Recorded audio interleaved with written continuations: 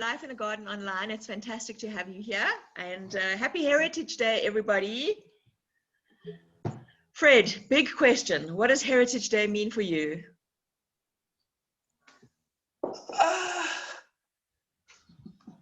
You know, I wish we could be more honest and sincere about what we intend doing about this day. What does heritage mean? I don't want to get into costume today and pretend I'm loyal to my Zulu heritage when I actually do not properly embrace it, you see. And I see a lot of that happening, you know. So it's a good reminder of who we are or who we're trying to be as South Africans. Of course, it's a long way before we formulate a South African identity, as you know. We're still so diverse culturally and so on. But maybe one day we'll have something that we call quintessentially South African. At the moment, we don't have that. We've got words that are quintessentially South African, like "how's it, my brew?" No, that's, you say now, that's white people saying that. So in the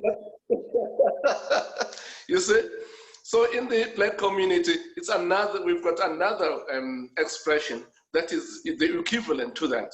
That's exactly what I'm talking about. We how's it my China? How's it? You know, people assume it's a South Africanism that embraces everyone. If you speak English, obviously, yes, you will be familiar with that. But if you don't, it doesn't make sense. How's it my China? No, I'm not China.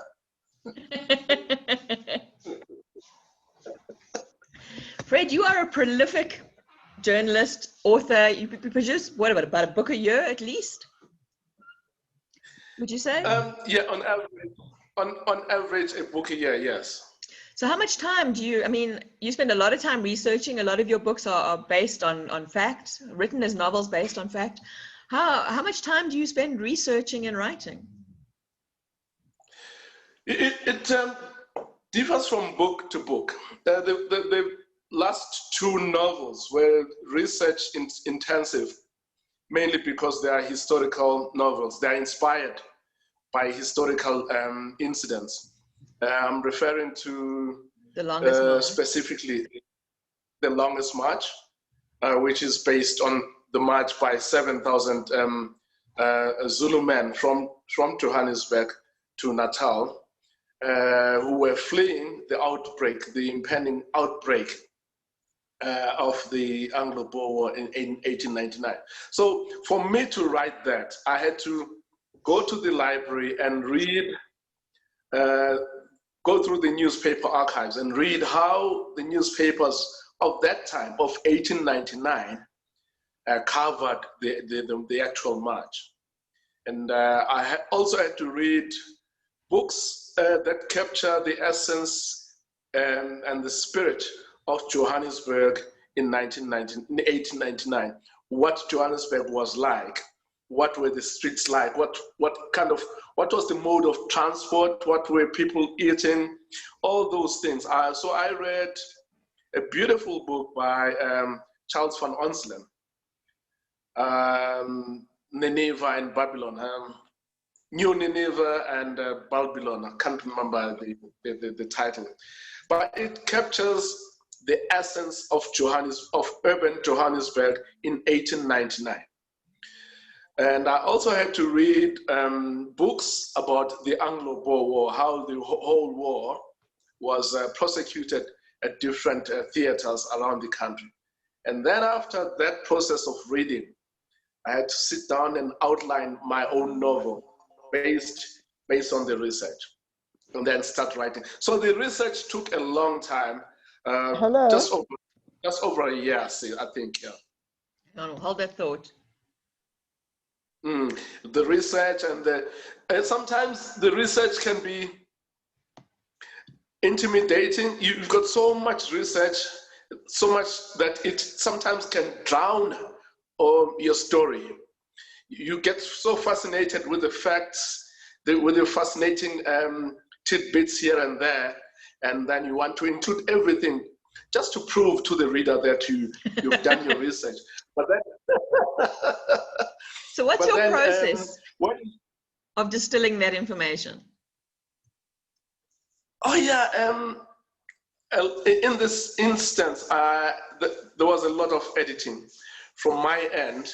I had to cut a lot. Maybe I cut a third from the original manuscript, just dumping it, because it was good information, fascinating facts, but they were slowing down the story. They were standing in the way of the story. Yeah. So well, the process is essentially, the process is I draw an outline.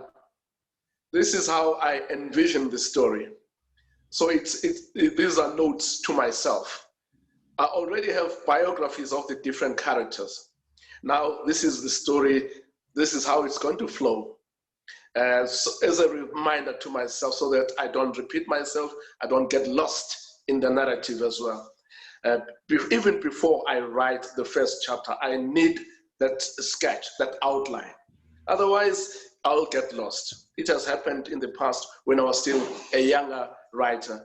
I would spend 6 months writing beautiful English, and only to find that there's no story at the end because I didn't have a plan.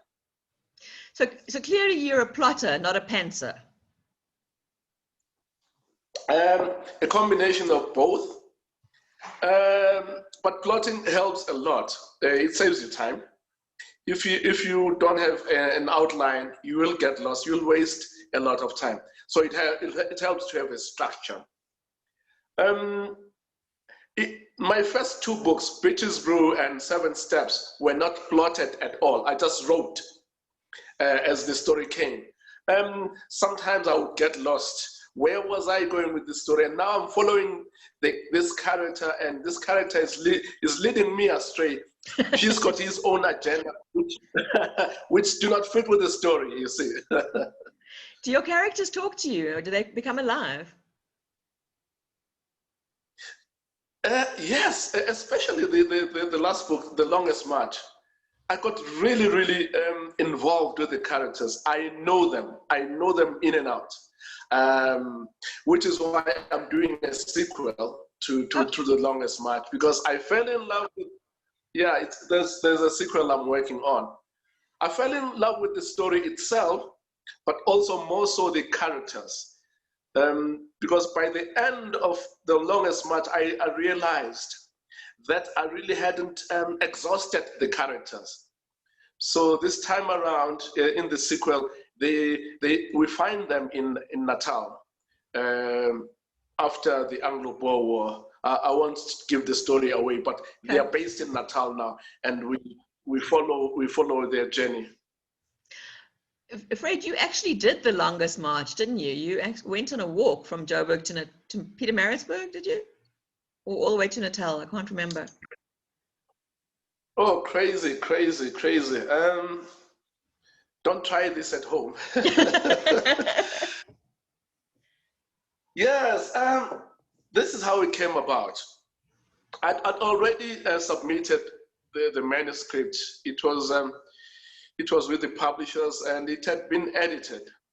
And I was having a chat with someone from the publishing house. She just wanted to know if I had done the route. She hadn't read the book. She's one of the PR people. And I said, yes, I did the route, but I drove the route. I didn't actually walk. And as we were talking, and I said to her, maybe I should walk. And then I said the same thing to my good friend, Mandi Friedman, the editor of City Press. I said, hey, brothers, the book is coming out in October, but I'm also walking. So can you join me? And they said, oh yeah, we will join you. We will walk with you from here to Natal. And on the day, of course, on the 7th of October, 2019, I was there at the appointed place. The rendezvous is outside Wits University. Yeah. I was the only one. Of course you were. But I walked from Johannesburg all the way to Ladysmith, and it took me 10 days. And how many pairs of shoes? Four pairs of shoes. How many blisters? The blisters only came about on the 5th day, but not that seriously. Not that I couldn't walk anymore. Yeah, they just slowed me down. But yeah, the first day was a killer, because it was sweltering. It was sweltering hot, and I covered 51.4 kilometers from here to Heidelberg. So I left Johannesburg at 5 o'clock in the morning, got to Heidelberg around 7 p.m. If you can imagine that, 51.4 kilometers. It was the longest stretch, because on the other days I would do 30 Ks, 35 Ks, 40 Ks, depending, you know. But the first day was the most challenging, the most challenging. Were you not worried about getting mugged or anything, Fred? No, not at all, not at all. Okay, let me explain. Let me explain how it was structured. Obviously, on my person, I had my knapsack with my food. Okay, I had my phone on me. I had some energy pills, and I had a fighting stick. I'm Zulu, you see. I had a fighting stick. But there was we had arranged with the publishing house so that they were sleeping, and they booked guest houses for me along the way where I could sleep. Okay. So I wasn't sleeping in the open. I wasn't sleeping in the open, unlike these guys that I wrote about in the book. And secondly, I had a friend of mine who was driving a car ahead of me. We hired a car. So in the car, he had the rest of my supplies, my medical supplies, my medicines, just in case I fell ill, which I didn't. And he was kind of my security as well. So he would drive to the next town and wait for me in the next town until I would join him in the evening, and we would sleep at that place. And then in the morning, I would leave at 5 o'clock, and he would drive after me and pass me on the way and would wait for me. The process would be repeated until we got to Ladysmith. So I was safe. But there wasn't a threat whatsoever. Not once did I feel threatened.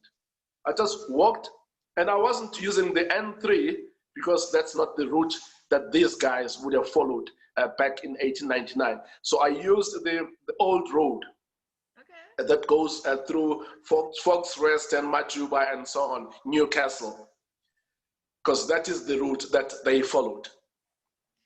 Fred, have you always been a writer? I mean, when you were a little boy at school, what did you want to do?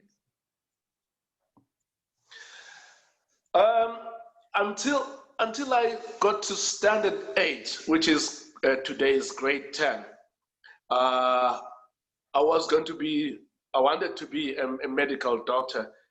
Okay, that's what my teachers thought, because I was good at mathematics and biology, so they thought I could be a doctor.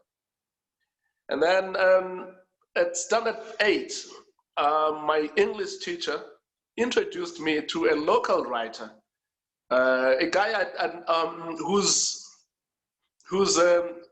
work I was not familiar with. And then I met him and discovered that he was an internationally acclaimed poet living in my township. I didn't know about him. Oh, that's incredible. So he's the one who inspired me to explore this journey into writing.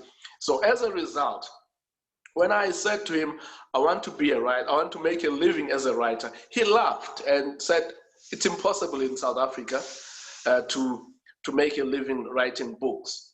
What you could do now is maybe go to university, study journalism, get into writing through that door. You are a full-time journalist, you earn a steady salary, and you write in your spare time. And that is the route I followed.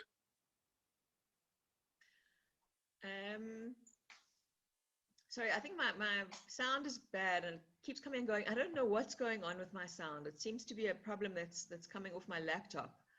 So forgive me if I sort of fade in and out. I don't, it's something that's happened the last few times and I obviously need to get the computer seen to. So I will try and project and talk a little louder. Is that okay? Sorry. Fred, and I can hear you. And your first job after varsity, where was that? I worked for Africa, a newspaper. It's a Zulu language newspaper. One of the oldest Zulu language papers. It was started by the Roman Catholic Church in Marion Hill Mission, just outside Durban. It was started in the late 1800s. So it basically focused on ecumenical news, news about the church and what was happening in the community immediately around the church.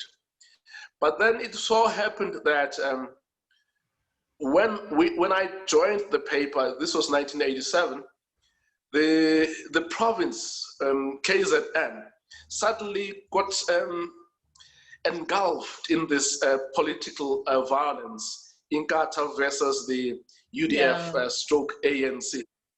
So the paper couldn't ignore what was happening in the community. So we covered a lot of politics and we became a very political newspaper as a result. So we exposed collaboration between Inkatha, which was very right-wing and which was actually sponsored by the National Party government to kill its rivals. And of course, that came through during the TRC hearings. But we were the first paper to break those stories back in 1987. So one got involved in that kind of journalism very early in one's career, covering the politics of the time. So I worked there for 5 years with Africa newspaper. Have you read Philippa Garson's book, Undeniable? Which is literally, I mean, it talks about that kind of, the fighting that went on, the third force, the government's involvement. No, I haven't, but I know her very well because we collaborated. She was with what was then called Weekly Mail, which is now called Mail and Guardian. So the two newspapers, because we used to be called the alternative press. So we collaborated a lot. So I know her and I know of her book, but I still haven't read it. Okay, it's a nice read. It's a good read. It's nicely written. Sharmini's throwing questions at you, but I'm going to get to them now, Sharmini. I'm not ignoring you, I promise. Fred, how did you go from your newspaper, which was like a local that exploded, to mainstream media? Oh yeah, while I was at Africa, because of the violence, I got personally involved myself. I was attacked by Inkatha. They beat me up and left me for dead. It's nice of them. And after that, it is there in my first book, in my autobiography, Touch My Blood. I talk about that, being attacked by Inkatha and left for dead. So after that, my editor said I must leave the country. And so he arranged for me to go to Canada, which I did. So I went to join the Toronto Star in Canada. So I was there as a junior reporter. I worked there until things kind of stabilized. I came back home, but I didn't go back to, let me see, I briefly went to Africa And then my parents said, leave the province. So I did that. I left. Long story short, I found myself in Johannesburg in 1996, where I joined the Sunday Times as this assistant news editor. So that's how I got into the mainstream. And now you're still producing for them on a regular basis, aren't you? I mean, you had an article. Well, every now and then they commission me to write something for them. Like last week, I had an article on Heritage Day, interestingly. Strange but enough. I'm not. Yes. Shamini would like to know what writers influence you. Oh, no, that's a very unfair question. I read a lot. I read a lot. So I read as a reader. My preferred genre is crime fiction. I didn't know that. So I read. Yeah, as a reader, I love crime fiction. So I read a lot of Walter Mosley, who's an American crime writer. Obviously, I've read, I think, all of Dion Mayer. I've read Joan Nesbo and so on. But as a writer, I get influenced by many writers, the likes of Salman Rushdie. Garcia Marquez left a mark on me. And historical novelists, James Michener, Cromwell. Yeah, I read and please let me say this. I love Stephen King. My friends laugh at me. They say he's anti-intellectual. You must start reading his son now. What's his name? Somebody Hill. That TV series. Owen Hill. Is that his name? Is that his name? Owen. Yeah, Lock and Key. Yeah, and I thoroughly enjoyed that. Like I read Stephen King when I was younger, but I actually find that stuff scares me now. As a grown up, in inverted commas, I don't read horror anymore because it's actually quite scary now. You know, when you suddenly live alone in a house and there's a creaking noise and the dogs start barking, it's a bit nervy. So no, I've stopped reading horror.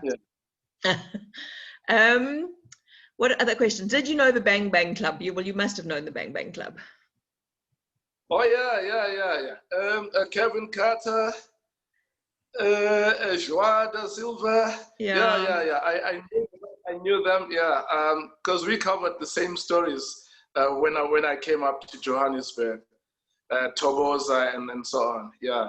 And you were all so I knew them. In Toronto, did you cover South African issues? I wanted to mention other writers, contemporary writers who are my age, who are my contemporaries that I admire. Ben Okri. Ben Okri is one of my favorite writers right now. Chimamanda Ngozi Adichie, Nedi Okarafo, who writes. I wasn't familiar with sci-fi, African sci-fi and fantasy until I read Nedi Okarafo. She's from Nigeria, but she's based in the US. She's done some beautiful sci-fi from a very African perspective. Have you read Mtutu Nyoka? He wrote a lovely set of, like a fable. It was absolutely beautiful. He was the chairman of Cricket South Africa a while ago. Yeah, I read his first novel, I Speak to the Silent. That was his first novel. It came out quite a while ago. In fact, it came out at almost the same time as my other book, Bitches Brew, 2007, 2008. Okay. Yes, so I read that one. Have you read Michael Stanley and their books, about Detective Kubu in Botswana? They're wonderful books and they deal with social issues as well. And in fact, on Saturday evening when we do the murder event, those are the featured authors for their They'll be interviewed by Ray White, so that you must read them. Join us on Saturday. I'll send you the password. Okay, Michael Stanley. Michael Stanley. Yeah, it's two authors, Michael Sears and Stanley Trollope. They're both South Africans. One lives half the time in Canada and half the time in South Africa, and they write crime fiction. And they're wonderful, wonderful books. You really must read them. Okay, so now we've got more questions. They're set in Botswana. They're set in Botswana, yeah. And I mean, they deal with poaching, they deal with diamond smuggling, they deal with all the relevant issues. So, you know, I really enjoy. And now they've just introduced a female detective as well, which is really nice and making it a little bit more, you know, diverse. There's an interesting thing you wrote. You published an article the other day on, well, not so much an article, but a comment on Facebook about writers being held responsible for writing people that are not of their culture, which I think it's quite an interesting question, given that it's Heritage Day today. But people have been writing about other cultures for hundreds of years. Yes, people have been writing about other cultures for hundreds of years, sometimes denigrating those cultures, not taking the trouble to find out and immerse themselves in those cultures. Ryder Haggard is one of them, and many others. So as a result, they write cardboard, they distort a culture. They write cardboard characters because they don't understand. They don't take the trouble to find out. Okay, maybe the language is the issue, but these days you have no excuse in terms of the language issue. There are many people.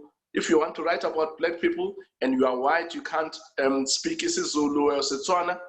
There are many people who could help you navigate yourself around those cultural things.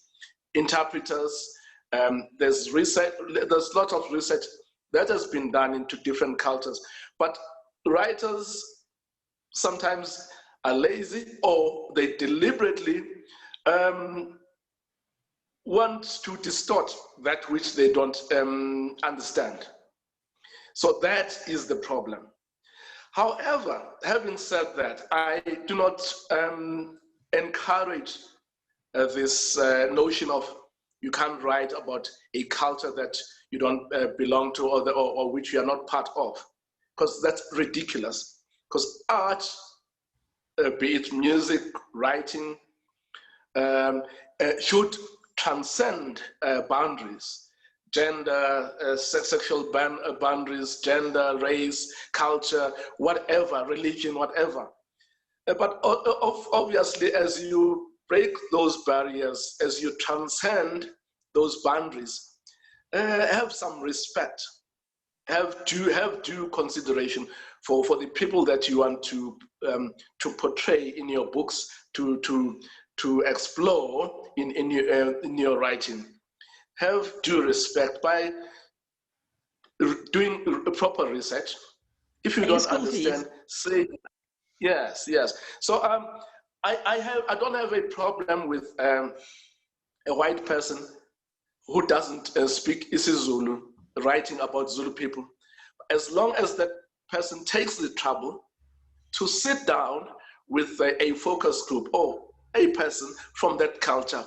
A person who is schooled in the, you can't take your domestic servant just because she is Zulu and try and explore cosmology, Zulu cosmology through her eyes, because she won't be able to articulate herself, because she probably doesn't understand that. You would need a person who is schooled, who is sophisticated, but who speaks the language as well. If you are sincere in your intentions, yeah. So I have a problem with this so-called cultural appropriation, where writers are being told, no, you can't write about that because you're not a part of it. So does it mean that as a straight Black man, I can't write about a transgender white person? Apparently not, according to public opinion. Yeah. No. I have a problem with that. So I have taken advocates of this school of thought to task, because that is censorship, It is and censorship. I have not, I have not tracked for censorship. If you prescribe to me as an artist what I can and cannot write about, I'm sorry. I am going to defy you. Oh, I love that. So yeah. Passion. Okay, Fred, the questions are getting serious now. Do you support the decolonizing of the curriculum? You see, now that's a subject that can take the whole day, or even more than that. Give us the abridged answer, Fred. Yes. If by decolonization of the curriculum we mean that Shakespeare must sit chit by jowl with Chinua Achebe, then I say yes.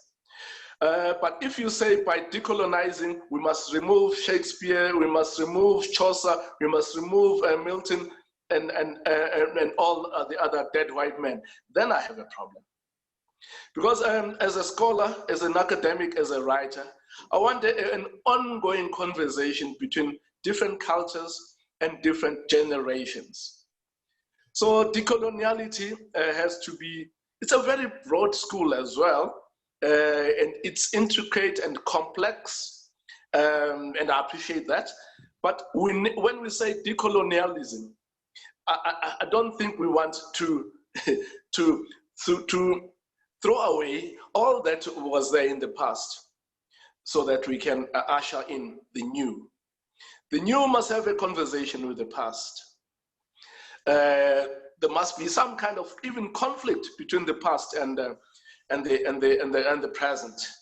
That way, new ideas will germinate, and that way, a new way of thinking will come about, and that way, scholarship will be enriched. But if you say, let's jettison all that was there before us, I'm sorry, I have a problem with that. Well, you can't build on the future if you negate the past and the fact that it happened. It's like trying to rewrite history, but I suppose the victors write history, and some of that needs to be, some of the colorization needs to be taken out of that, because you need it from a sort of middle point of view as opposed to the history by the victors. You want to know what really happened. Well,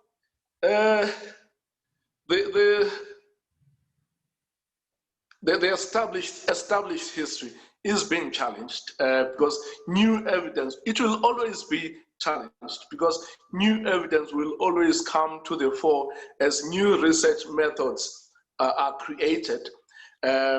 So yeah, we see that in South Africa and internationally. New stories coming to the fore. I mean, we keep discovering new things about the royal family in England, how there were non-white people inside the court that we were not aware of. So history keeps rediscovering itself. Fred, what do you think of the royal family having a black daughter-in-law today? That must have upset the Queen somewhat. Exactly what I'm saying. Apparently, it's not a new thing. It has happened in the past. It's just that we were not aware of, or the dominant historians wanted to airbrush the picture, to airbrush. There were some black people in the royal family in the past. I can't remember well, had you asked me to prepare myself around this question, I would have come up with the name of that person. There was a woman, a black woman in the royal family. Yeah, people can Google that. I'm going to Google that because it sounds fascinating. I like that. Yeah. At the beginning of this talk, you said that your heritage is not strong in him, in you rather, your Zulu heritage. What do you mean by that? No. Maybe you misunderstood me. I said, I was ridiculing the notion of people getting into costume today and proclaiming their Zuluness or their Swaziness or their Sutuness, and then tomorrow they've forgotten who they are. That is what Okay, I was trying to. Yeah. No. I'm very certain in. I'm very proud of my heritage. I'm a township boy. I'm a township guy, but I speak my Zulu properly. My father, unlike me, my father came from Ethiopian. He was a rural man. He knew how to milk cattle and so on. I can't, but I understand the history and understand the customs and traditions and all that. But I'm also of the school that culture is dynamic. We can't be held to the standards of 100 years ago. And I mean, that's why we speak English. That's why we live in these kind of houses we live in. We can be Zulu and still embrace other aspects of foreign customs and cultures, because that's what we are. We are human beings. Human beings are very adaptable, because culture is dynamic. It is not static. It doesn't happen in a vacuum either. So we get buffeted by all these winds of influence and change. So no, you can't be a Zulu of 100 years ago, a Zulu man of 100 years ago. Yeah, in as much as we are proud to be Zulu today. What do you think a Zulu man of 100 years ago would think of today if you suddenly transported him from 100 years ago to today? Be the end of the Boer War, the end of the World War? No, I mean, for a start, you would say, what is this on your eyes? Huh? What is that? And the kind of food. I read a very interesting academic paper about something we hardly think about food.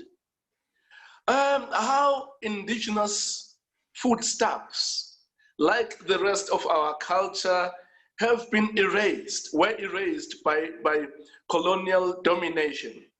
So when the colonials set roots here, not only did they teach us to go to church and go to school and all that, even the foods that we used to eat were erased, I mean physically, uprooted, so as to make way for foreign foods like cabbages, spinaches, and all that.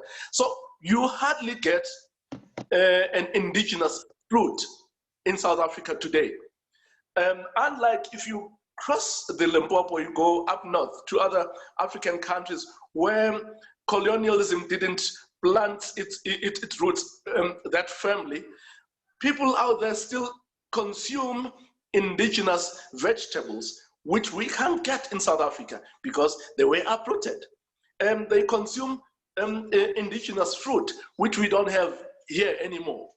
If you get wild figs in South Africa, now they are curated and domesticated, and they are very expensive. You'll get them at Woolies. But basic things like that, we hardly think about. Food was changed. That's how deep colonialism has been in South Africa.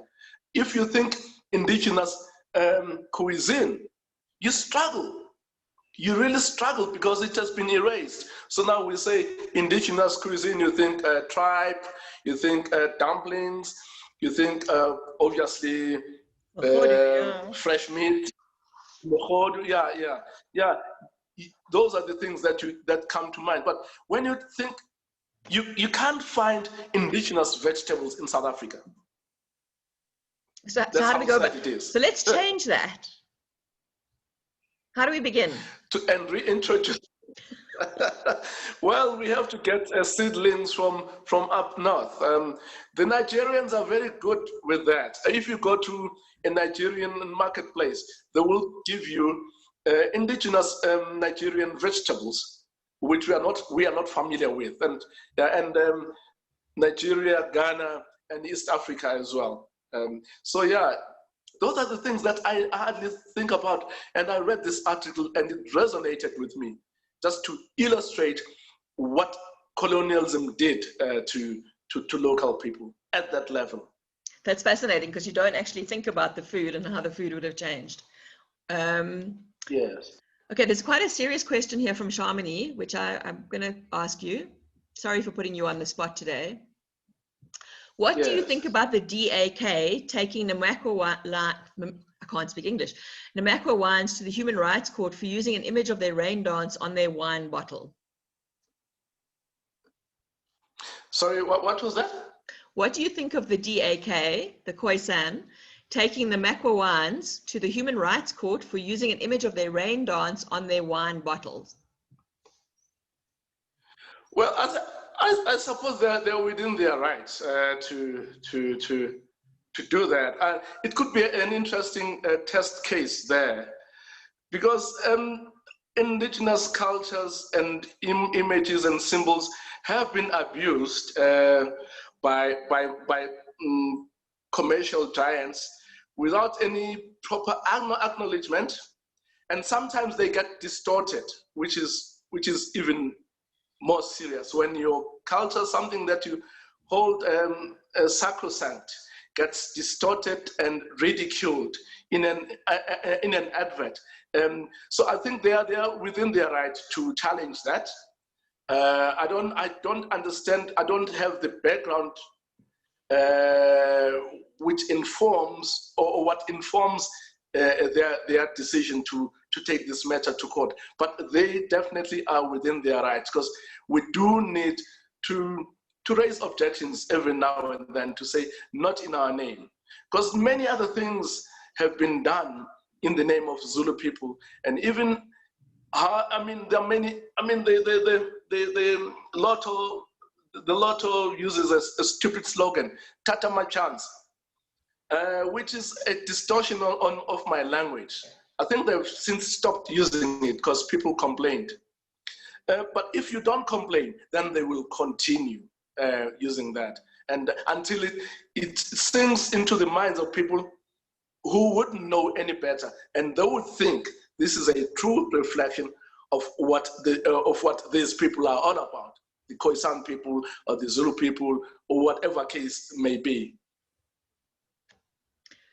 Gilda says, have you written a book about things like the Zulu Wars from a Zulu perspective? Were you taught the history from English perspective?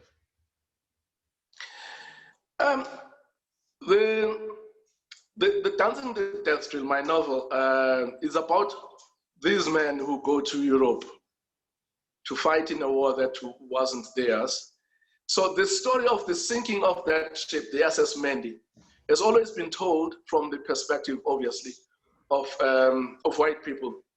And the black men who went down with the ship, their individual stories were never told, and where they came from and why they would have enlisted. So the book tried to respond to those questions. I do the same with The Longest March. The Longest March is covered by the newspapers of the time during the Anglo-Boer War. They tell the story of the march by these 7,000 black men, Zulu men, marching from Johannesburg to Ladysmith over 10 days. That story is told from the perspective of James Marshall, the white man who was with these Zulu guys. So all the stories that were there in the newspapers, you can still find them at the newspaper archive. If you are in Johannesburg, they are there, Johannesburg Central Library. The newspapers captured the story of the march, but they said, these are Marshall's Zulus, Marshall's Zulus. So now these 7,000 men were Marshall's Zulus. They don't have lives of their own. They don't even have names, you know. So that's what I did with that book, to say, who were these people? At least, thankfully, I had names of some of the prominent Zulu men in that group. One of them was a member of the royal family. But the newspaper that captured that story didn't even acknowledge him. So I include him, I elevate him to say, he is a leader, he's a Zulu man, he's a Zulu leader. Let's look at the story from his perspective. So yes, we need more of that. The story of the Battle of Isandlwana, where the Zulus triumphed over the Brits in 1879. I have yet to read a text, be it a historical novel or a straight-ahead history book written from the Zulu perspective. I have yet to read that.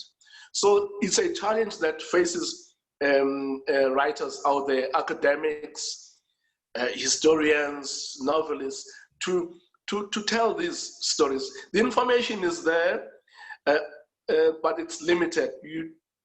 Sometimes you have to dig deeper, or sometimes you just have to write it as a novel, because you do not have a focus group that you can interview and elicit answers as to why things were done the way they were, because the research that is there favors the victor. Fred, what are you reading at the moment? I'm reading a book, another history book. I'm reading a book by James McCord. Yep. James McCord, he was an American doctor, stroke missionary, who was brought to South Africa in the late 1800s to work among the Zulu people in Durban. So he worked there and he trained some nurses, and the hospital, the famous McCord Zulu Hospital, McCord Zulu Hospital, was founded by him. I'm told it is no longer there. It's shut down about 3-4 years ago. But I'm reading a biography of that man right now, mainly because it's part of the research I'm doing around the novel that I'm writing, that I mentioned earlier. The sequel, as much. Yeah, the sequel. Yeah. I want to ask. I'm reading that, and I'm also reading Dion Meyer. What is the Fever? Oh, The Last Hunt. The Last Hunt. Yeah. I want to ask you about your book that you've just finished, or it's just been published, The Heart of a Strong Woman. How did you become a writer of people's memoirs? Oh yeah, it was a very interesting thing.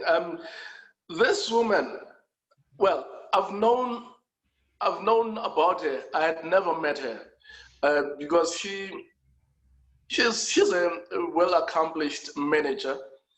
She used to be the CEO of State Theatre in Pretoria, and she's prominent in the artistic community. And she approached me and said, "Fred, I was once married to Mbongeni Ngema. I think people out there, our viewers and listeners, would know who Mbongeni Ngema is. Do I need to explain who he is?" No, it's fine. Okay, right. So she was married to Mbongeni Ngema. It was an abusive relationship, finally divorced. It was dramatic. The whole thing is dramatic. But what makes the story fascinating is when Mbongeni became famous through Sarafina. Sarafina was the biggest musical on Broadway. It ran on Broadway for 3 years, 4 years. And at some stage, they had a company in New York, a company in Europe, another company in Australia or something. So it was a big thing. Now, Mbongeni, in creating Sarafina, Mbongeni worked with Xoliswa while they were still married. But when things went haywire,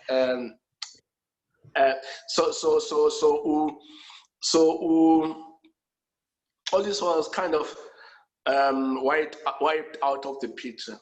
Thankfully, she still managed to get her royalties and so on.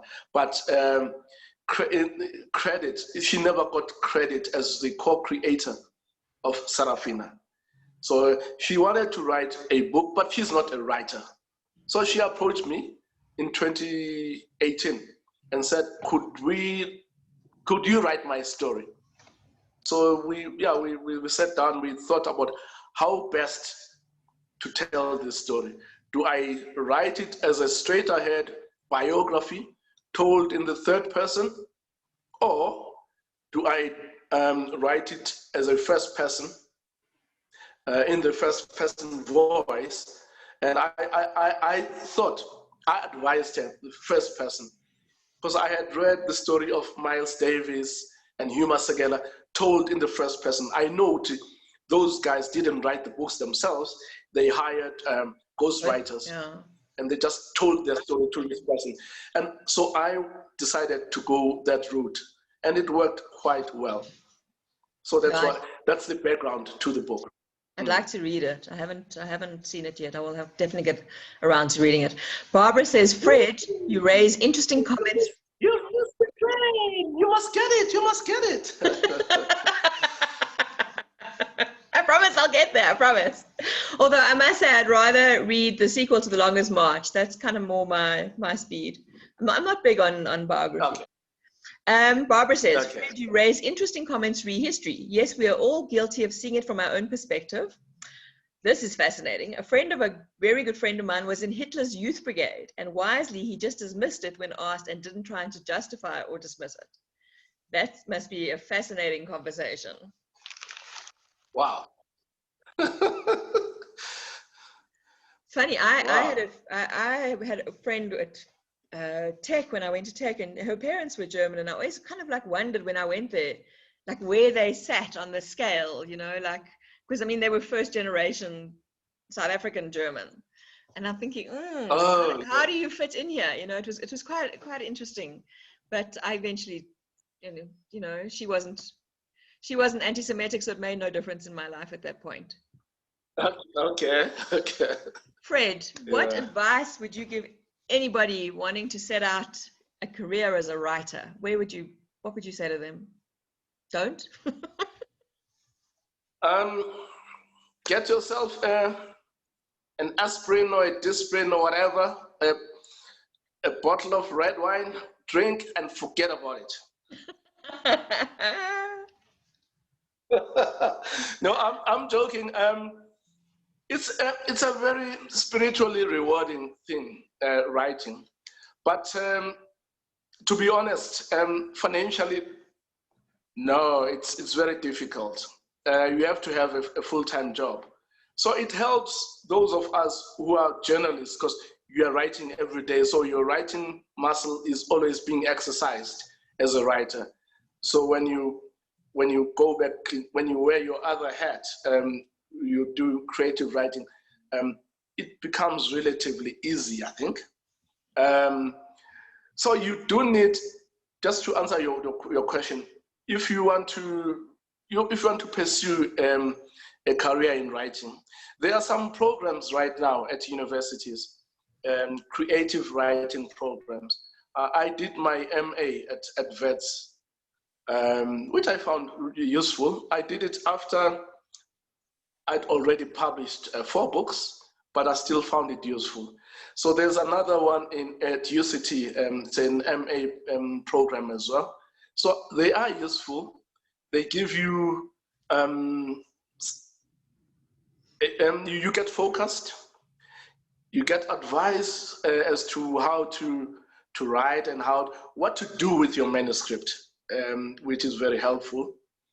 And of course, the life of a writer, because it's a very specific thing.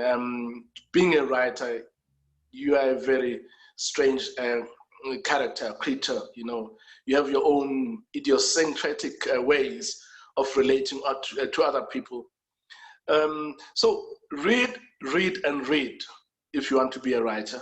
Because I always tell young writers, Lionel Messi, the soccer player, practices every day, even if his colleagues or teammates are not there. He is there at the ground, taking shots at goal, taking shots. That's why he is the best. The same principle applies with writing. You can't be a writer if you don't read and if you don't practice. And so I write 1,500 words every day. every day without fail. But I'm not saying those 1,500 words are always pearls, unassailable gems. No, sometimes they are rubbish, but I have written something, you know. So you read, you write. Thankfully, Google has got many pieces of advice as to how to package your manuscript and what to do with your manuscript once you have written it, how to reach out to publishers. If you are ambitious and you want to reach out to overseas publishers, you need an agent. In the UK and in the US, publishers don't deal with writers directly. They need an intermediary, so you need an agent. Well, in South Africa, we're still fortunate. We deal directly with our publishers. So those are the basic things that you can get from the internet, how to approach publishers or how to approach literary agents. On your knees. And what the... Sorry? On your knees, begging them to read your manuscript. Oh yes, and landing a literary agent is a nightmare. It is difficult. It is difficult. I have 12 books. I still don't have an agent. Because, Dancing the Death Drill, Longest March, was rejected by 18 agents in the US and the UK. Yeah.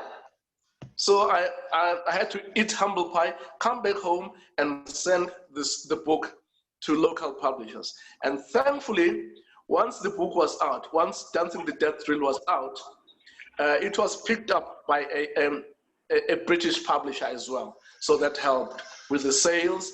And the book has now been adapted for the stage. And the stage play was performed at the Royal Theatre, at the Royal Opera House in London last year, and in Norway and in Australia as well. That's incredible. But, yeah, that helped. That helped. Yeah. Fred, I'm going to let you go. It's been absolutely wonderful chatting to you this Heritage Day. Thank you for your time. Thank you for being here. What's the question? Thank you. Such a privilege to engage with Fred Khumalo in this way. A perfect Heritage Day discussion. We need many more of these discussions so that we can really connect and build the shared South African heritage that Fred refers to. I agree with Mariana totally. So thank you so much. It's been wonderful chatting to you, and I can't wait to read your next work. Or see you light a fire under somebody on Facebook as usual. These comments that go starts a debate. Thank you very much, guys. Thank you for inviting me. Thank you for giving me this platform to interact with people out there, readers, potential readers, writers, work in isolation. So we need these kind of platforms. And so I'll be visiting your house once things are stabilized. I look forward to that. Absolutely. Can't wait. Can't wait to renew some events in the house. Okay. Everybody, there's nothing until Saturday evening. So I hope you're all joining us for the murder event, which should be fabulous, with Ray White from 702 and Michael Stanley. Looking forward to that. Fred, I'll send you the password for that. Everybody, have a great day. Enjoy the braai. Thank you. Bye-bye.